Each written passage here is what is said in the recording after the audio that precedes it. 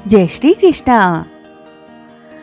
दर्शकों, गोकुल की गलियों में भगवान श्री कृष्ण खेलते थे, माखन चुराते थे और गोपियों के साथ छेड़छाड़ भी करते थे।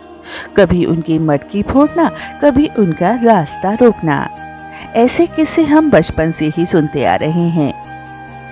भगवान श्री कृष्ण से जुड़ी कथाओं को हिंदू धर्म में बड़ा महत्व दिया जाता है।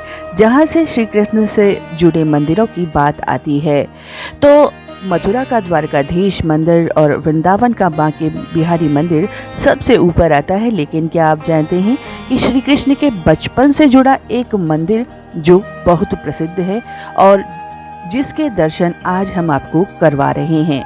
यह है गोकुल का नंद भवन मंदिर, जिसे 84 खंबा मंदिर भी कहा जाता है।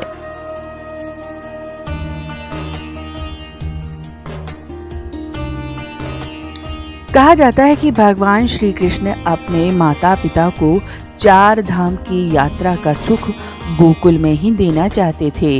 इसलिए उन्होंने भगवान विश्वकर्मा से कहा कि वो उनके घर में 84 खंबे लगा दें। इस पर विश्वकर्मा जी ने कहा कि इन खंभों को कलयुग में कोई गिन नहीं पाएगा और इसलिए ये मान्यता चली आ रही है कि अगर आप इस मंदिर के दर्शन करेंगे तो आपको यहाँ 4 धाम की यात्रा का फल मिलेगा और साथ ही साथ आप इस मंदिर के खंभों को कभी गिन नहीं पाएंगे। यानी यहाँ जो खंबे हैं वो 84 खंबे हैं, लेकिन वो गिनने में कभी 84 से ऊपर संख्या जाती है तो कभी 84 से नीचे संख्या जाती है। मान्यता है कि यहाँ आकर दर्शन करने से आपको जो 84 लाख वर्णों का जिक्र आता है उनसे गुजरने के बाद इंसान को मनुष्य रूप मिलता है। इसलिए इस मंदिर में 84 खंबे लगाए गए हैं जो पूरे संसार में मौजूद जीवन के विषय में बताते हैं। मंदिर परिसर के चारों ओर कुछ अन्य छोटे छोटे मंदिर भी हैं जिनका दर्शन आप इस वीडियो में कर पा रहे हैं। कहते हैं मुगल काल में सन 1634 ईस्वी में सम्राट शाहजहां ने इसी वन में 4 शेरों का शिकार किया था और सन 1018 ईस्वी में महमूद गजनवी ने महावन पर आक्रमण कर 84 खंबा यानी नंद भवन को नष्ट भ्रष्ट भी कर दिया था। इस मंदिर से जुड़ी हुई और विशेष जानकारियां भी प्राप्त करने की कोशिश करते हैं और जानते हैं यहाँ के एक गाइड से। लास्ट वाला खंबा अंदर में जितने लगे और अंदर का छत ये कृष्ण के टाइम का पुराना है, बाकी सब नया है। ये 84 खंबे जो आप लोग देख रहे हैं डिजाइन के टूटे हुए, आपने औरंगजेब का नाम सुना है ना मुगल शासन में, तो ये उसने सब खंडित कर दिए, तोड़ दिए, इनको गिरा नहीं पाया। दिया हुआ उसका डायमंड है, बलराम जी का ठोड़ी में डायमंड का कड़ी है। इसी कमरे में कृष्ण को छुपा के गए हैं और इसी कमरे में योग माया प्रकट हुई है। अंदर में ठाकुर जी का आज सोने का झूला है, कृष्ण का पालना है, यशोदा मैया झुलाती थी 60 वर्ष की अवस्था में, तो यहीं आपको आज पालना झुलाने को मिलेगा। मंदिर का नियम रूल है, ग्रुप बाय ग्रुप मंदिर में जाते हैं, या एक आदमी है या 100 आदमी है। ये हमसे पहले है तो हमसे पहले जाएंगे, 2-3 मिनट इनको मिलेगा। आप लोग अभी जहाँ बैठे हो ये भूमि का नाम बोलते हैं शंकर तपोभूमि।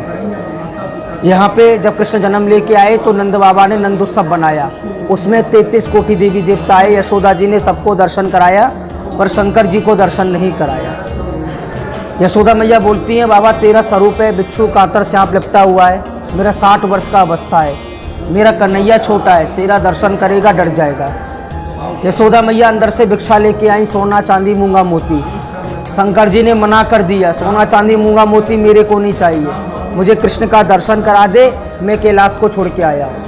यशोदा मैया हट पे अड़ गई, तो मैं तेरे को दर्शन नहीं कराऊंगी। दूसरा टुआ शंकर जी का, बोले मैया तू लाला का दर्शन नहीं कराएगी तो मैं यहाँ समाधि ले लूँगा। तो 3 दिन और 3 रात्रि हो गए यहाँ बैठे बैठे, फिर भी यशोदा मैया ने इनको दर्शन नहीं कराया। अंदर में ठाकुर जी रोने लगे और यशोदा जी से चंद्रमा मांगने लगे। चंद्रमा 2 जगह मिलता है, पहला आकाश में तो शंकर की जटाओं में। इस आंचल में ऐसे छुपा के लाई मेरे लाला को नजर ना लग जाए। वो आंचल में शंकर जी को दर्शन कराया सोने का थाली में और यमुना का जल भर के।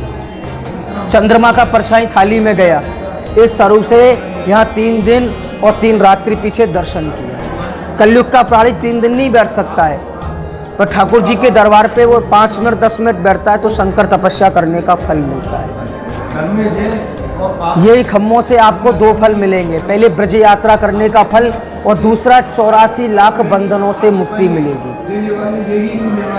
यहाँ दर्शन करने के बाद में पीछे साइड में बैक साइड में एक पेड़ लगा हुआ है, इसको बोलते हैं पारस पीपल कल्प वृक्ष। आप यहाँ कार्तिक के महीने में आओ, दिवाली के टाइम पे 5 फूल आते हैं अलग अलग और 1 फल आता है।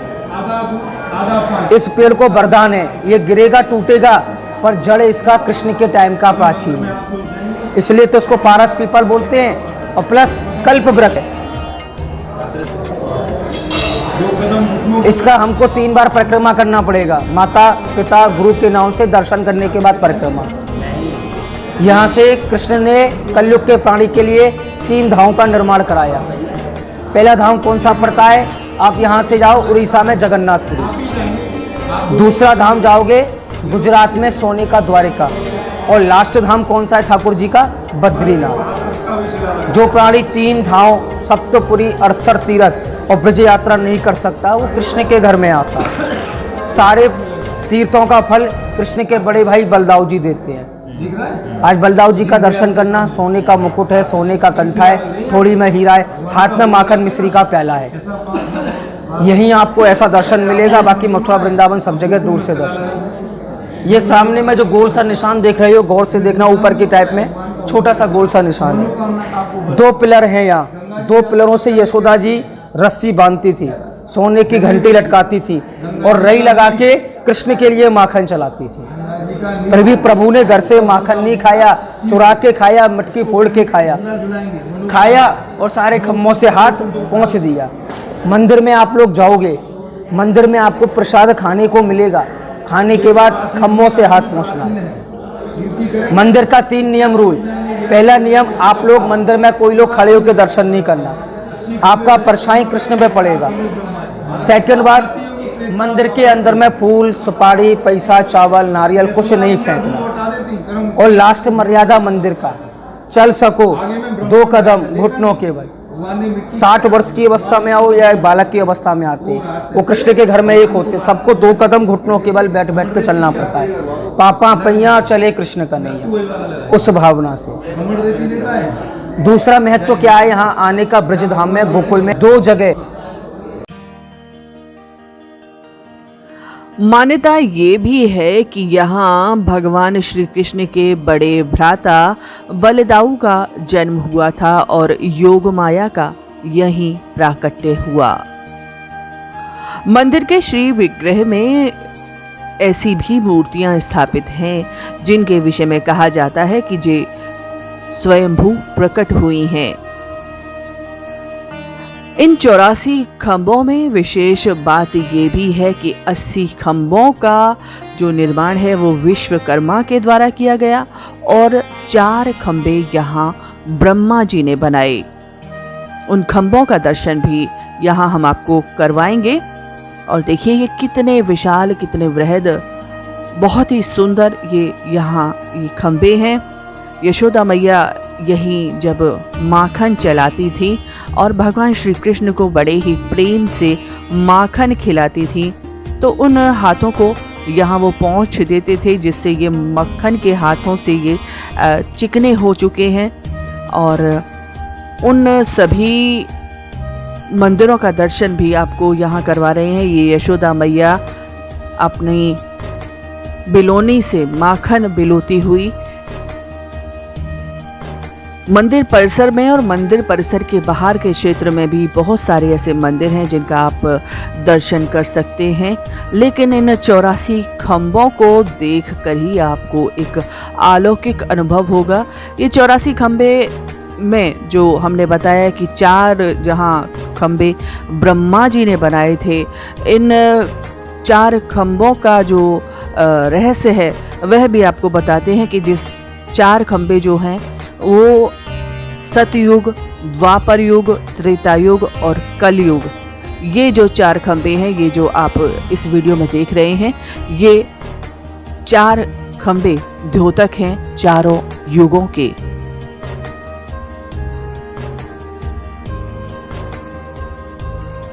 और आगे आपको वह स्थल भी दिखाते हैं कि जहां भगवान श्री कृष्ण झूला झूलते थे, माँ यशोदा अपने लाडले को पालना झुलाती थी, वह दृश्य भी आपको दिखाएंगे और भी इस मंदिर से जुड़ी जानकारियां अभी आपको देंगे। ये 4 खम्भे बहुत ही सुंदर, इन पर ये नक्काशी की गई है। ये वो स्थल है जहां उस समय दिए जलाए जाते थे, क्योंकि विद्युत व्यवस्था तो उस समय नहीं थी, लेकिन दीपकों के प्रकाश से ये महल जगमगा उठता था जब यशोदा मैया यहाँ इन स्थलों पर जलाती थी दिए।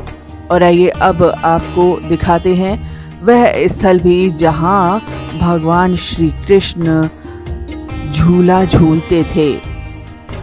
जैसे कि हमने आपको पहले भी बताया था कि मुगल शासकों के द्वारा जब हमारे मंदिरों में लूटपाट की गई तो इस मंदिर में जो हीरे पन्ने जवाहरात थे उनको भी निकाल लिया। और देखिए ये खंबा आप देख रहे हैं कि ये खंबा थोड़ा टूटा हुआ है, आधा खंबा है। तो इस प्रकार से बहुत सारे खंबे यहाँ ऐसे भी हैं जो अपना सौंदर्य खो चुके हैं, लेकिन आज भी भगवान श्री कृष्ण के गौरवशाली इतिहास की गाथा कह रहे हैं। ये ऊपर आप देख सकते हैं, यहाँ भगवान श्री कृष्ण का झूला डालकर यशोदा मैया झुलाती थी और इसमें हीरे पन्ने मोती जवाहरात चढ़े हुए रहते थे।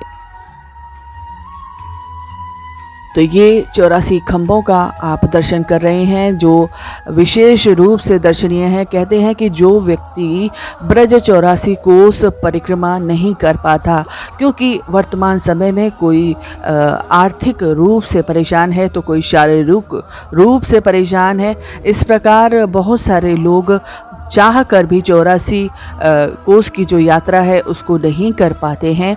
और जो लोग 84 कोस यात्रा नहीं कर पाते हैं वे एकमात्र इस मंदिर में आकर दर्शन कर लें तो उन्हें वह फल प्राप्त हो जाता है जो 84 कोस की परिक्रमा से प्राप्त होता है। इसी भाव को ध्यान में रखते हुए पहले श्रद्धालु रमण रेती धाम के दर्शन करते हैं और उसके बाद यहाँ इस गोकुल के मंदिर के दर्शन करते हैं। रमण रेती से और चिंताहरण मंदिर जब आप जाते हैं तब बीच में यहाँ आप आ सकते हैं और यहाँ का ये दर्शन कर सकते हैं।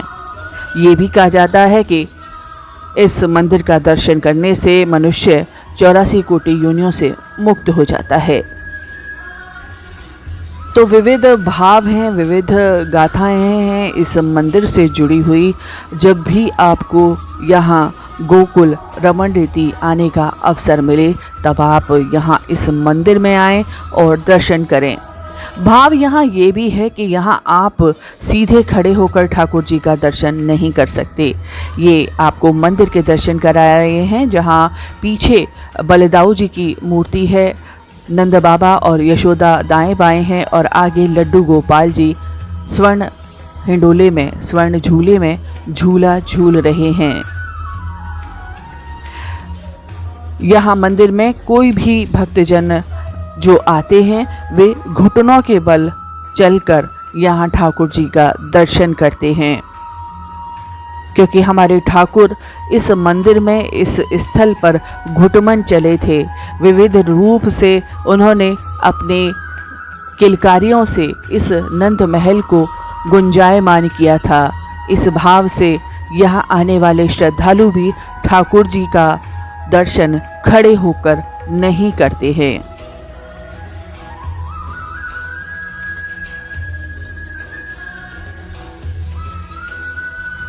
दर्शकों, आपसे अनुरोध है कि हमारी वीडियो को आप लाइक करें और कमेंट बॉक्स में भी ज़रूर अपने विचार लिखें कि आपको हमारी ये वीडियो कैसी लगी। साथ ही साथ वीडियो को ज़्यादा से ज़्यादा शेयर भी करें ताकि ज़्यादा से ज़्यादा भक्तजन इस मंदिर का दर्शन कर सकें। और अगर आप हमारे वीडियो को पहली बार देख रहे हैं, हमारे चैनल पर कोई वीडियो पहली बार देख रहे हैं, तो चैनल को सब्सक्राइब अवश्य कर लें। साथ ही साथ ऑल या सभी का नोटिफिकेशन को भी प्रेस कर लें ताकि आप सारे वीडियो देख सकें। जय श्री कृष्णा। जय